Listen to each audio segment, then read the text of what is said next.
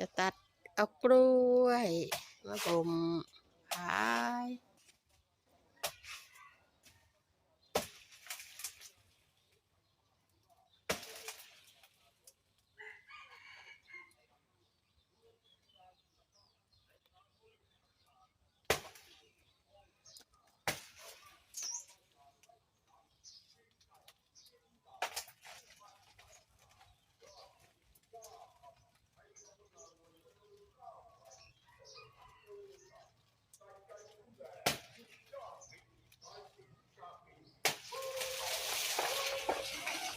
ใจมันได้หัน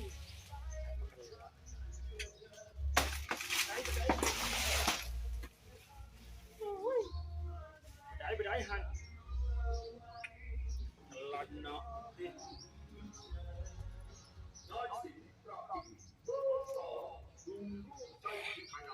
ใจไปได้หัน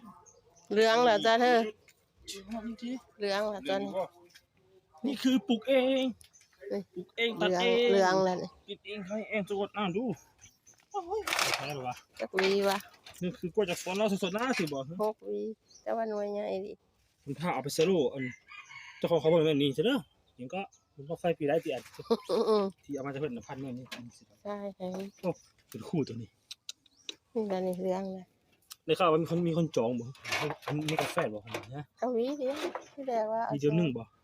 วีเดียวให้ด มีเดียวนะครับไปเดือน ำถ้า พอได้ คิดว่าท่านนะคะ 2 4โอ้12อ่ะ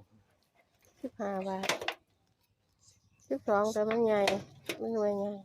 ตัวนี้ให้เราดูไปเลยบ่ไทยจองแต่บ่ทันได้